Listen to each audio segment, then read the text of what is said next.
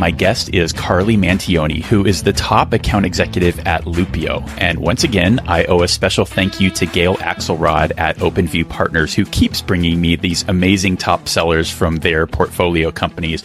But I was a little bit on the fence about Carly, only because I've already interviewed Loopio's top SDR at the time, Florin Tatulia, back in episode 22. So it was actually Florin who sold me on Carly. I reached out to get his thoughts, and he said I absolutely had to do it, saying she had been the top AE at Loopio since she started, probably the best AE I've ever seen in action. So welcome to the show, Carly. Thanks so much, Scott. I'm happy to be here. So this episode is brought to you thanks to the generous support of Story Dimensions, who you can find at storydimensions.com, and I'll tell you a bit more about them in a few minutes. Now, one of the things I often say at this point in the show is that I try to front load the value by jumping right into the top 3 things that have allowed my guests to get to the top of the leaderboard. You're really going to want to pay extra close attention to these today because there's a lot we can learn from Carly's, and I especially like your first one, Carly. What is that? So my first one, Scott, kind of to your point, is getting to value quickly. And I know that this is something that you do talk about a lot. And it's funny because I take a really similar approach in the way that I handle my calls, where rather than doing a really in-depth discovery at the beginning of the call, I'll ask a few key, very targeted questions, but then I want to dive right into value. I'm also not someone who's going to spend a ton of time on small talk. I really don't want to talk about the weather. I don't really want to talk about where they're based. I want to build rapport on the call naturally, but I want to get right into value within the first few minutes. Yeah, there's so much interesting stuff about that. And you and I were just sharing, there was an article. Now we're recording this well in advance, but for us, it was yesterday. There was a HubSpot blog post called The Sobering Truth, Why You Can't Sell to C-Suite Executives by Chris Orlob at gong.io. And essentially the point of that article, kind of the key line was senior executives have discovery fatigue. Do you want to talk about that? Because I know you read the article also.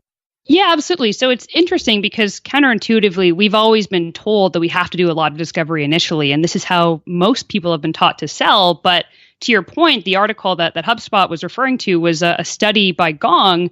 And they actually showed that less discovery was better and led to higher close rates, at least when dealing with senior executives.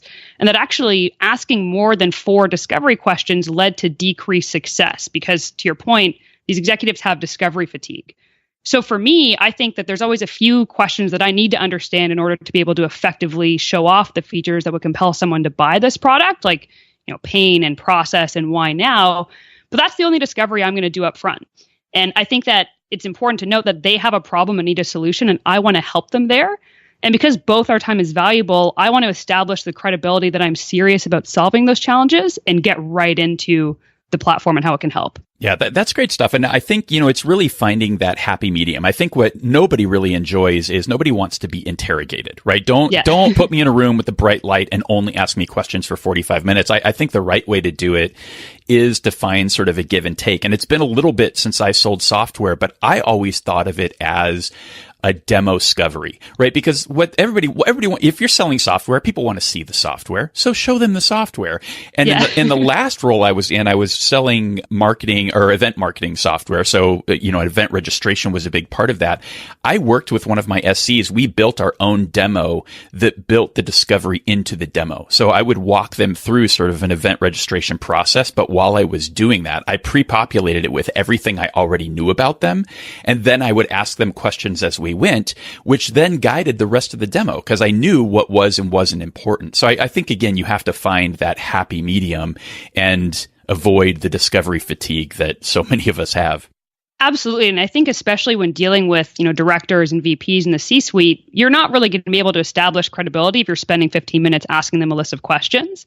I think with this, solution selling consultative approach, part of my role is being able to, uncover problems that the prospect didn't even necessarily know that they have. And so that can't really be accomplished by asking them a ton of questions, but it relies on me to have the expertise to know what other people in their industry are facing as a challenge too. Yeah, spot on. So number 1, getting to value quickly. What's number 2?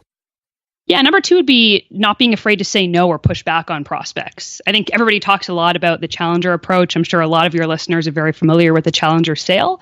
And I think that being able to challenge my prospects into thinking differently is certainly something that's made me very successful.